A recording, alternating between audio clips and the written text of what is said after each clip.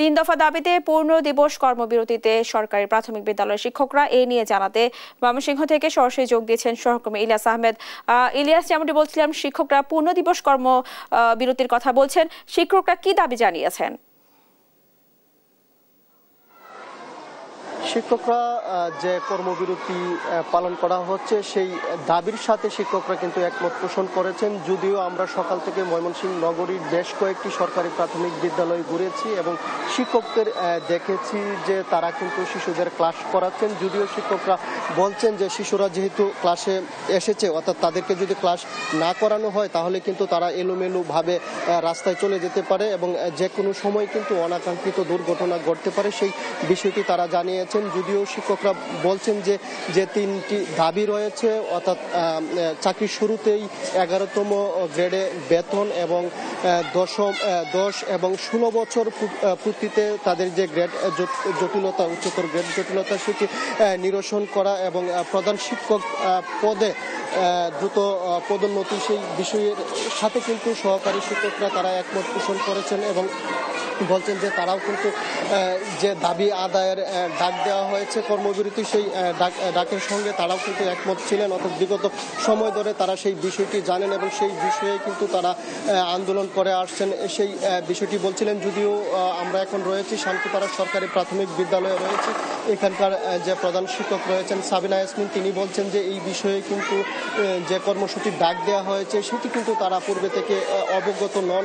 সেই জন্য কিন্তু সহকারী শিক্ষক যারা আছেন তারা কিন্তু ক্লাসে অন্যান্য দিনের মতো আজকেও কিন্তু তারা ক্লাস করাচ্ছেন, সেই বিষয়টি তারা বলছিলেন এবং আমরাও দেখেছি সহকারী শিক্ষক যারা আছেন তারা ক্লাস করাচ্ছেন। যদিও সহকারী শিক্ষকরা বলছিলেন যে আন্দোলন কর্মসূচির ডাক দেওয়া হয়েছে, অর্থাৎ বিগত 5 মে থেকে যে আন্দোলন কর্মসূচি চলছে সেই আন্দোলন কর্মসূচির সঙ্গে কিন্তু তারা একমত পোষণ করেন এবং সেই দাবি যেন দ্রুত বাস্তবায়ন করা হয় এবং সেই লক্ষ্যে তাদের যে কর্মসূচির ডাক, সেই কর্মসূচির ডাক কিন্তু তারা দিয়েছেন এবং আমরা দেখেছি অনেক ক্লাসেই কিন্তু শিক্ষার্থীরা এখনো পর্যন্ত আসেনি এবং দ্বিতীয় 2 দফা এই সরকারি প্রাথমিক বিদ্যালয়ে ক্লাস অনুষ্ঠিত হয়ে থাকে এবং শিক্ষকরা বলছেন যখন শিক্ষার্থীরা আসছেন তারা কিন্তু চেষ্টা করছেন শিক্ষার্থীদেরকে ক্লাসে বসিয়ে রেখে পরিবেশ অন্তত শান্ত করার লক্ষ্যে। যদিও তারা বলছেন যে আন্দোলন দাবিগুলো, সেই দাবিগুলোর সঙ্গে তারা পূর্ণ একমত পোষণ করেন এবং তাদের যৌক্তিক দাবি, সেই দাবিগুলো যেন সরকার মেনে নেয় সেই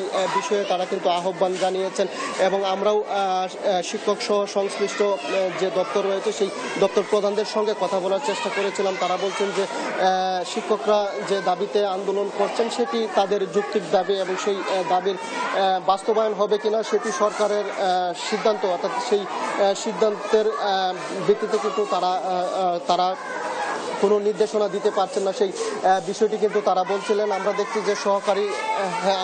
দেখছি যে সহকারী শিক্ষকরাও কিন্তু মোটামুটি বলা যায় যে দাবির সঙ্গে একমত থাকলেও কিন্তু তারা প্রধান শিক্ষকের নির্দেশনা অনুযায়ী তারা কিন্তু ক্লাসে আসতে বাধ্য হয়েছেন। আমরা একটু ছোট্ট করে জানতে চাই, এই যে 3 দফা দাবিতে কর্মবিরতি চলছে সেই বিষয়ে আপনি অবগত কিনা?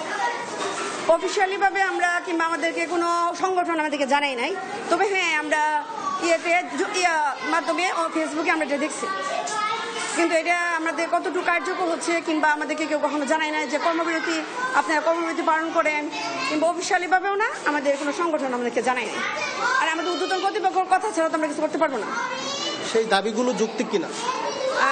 আমি যখন প্রাইমারি লেভেলে জয়েন করি তখন আমার সাথে আমার হেড টিচারের গ্রেড ছিল, একটা পয়েন্ট আপডেট ছিল যে ওনার থেকে আমাদের একটা পয়েন্ট কম ছিল, তো এখন দেখা যাচ্ছে অনেকটা ডিস্টেন্স। তো একে কিন্তু বোঝা যায় দাবিটা আমাদের কতটুকু কার্যকরী প্রয়োজন। এই সহকারী শিক্ষিকা বলছিলেন যে তাদের যৌক্তিক দাবি, অর্থাৎ সেটি যদি সরকার মেনে নেয় তাহলে তাদের জন্য ভালো হয়, সেই বিষয়টি বলছিলেন। যদিও তারা বলছেন যে আন্দোলন অর্থাৎ কর্মবিরতি চলছে, সেই কর্মবিরতি নিয়ে তাদের কাছে এখনো পর্যন্ত কোনো সুস্পষ্ট নির্দেশনা আসেনি, সেই বিষয়টি তারা বলছিলেন। আমরা দেখেছি কর্মবিরতির কারণে কিন্তু শিক্ষকদের মধ্যে 2টি ভাগ হয়ে গেছে এবং একটি গ্রুপ কর্মবিরতির পক্ষে, অন্য একটি গ্রুপ কর্মবিরতির বিপক্ষে, এভাবেই চলছে। এই ছিল আমার কাছে ময়মনসিংহ থেকে সহকারী শিক্ষকদের যে কর্মবিরতি চলছে তা নিয়ে সর্বশেষ তথ্য। ইলিয়াস, আপনাকে ধন্যবাদ। দর্শক, শুনছিলাম ময়মনসিংহ থেকে শিক্ষকদের পূর্ণ দিবস কর্মবিরতি নিয়ে সর্বশেষ খবরাখবর।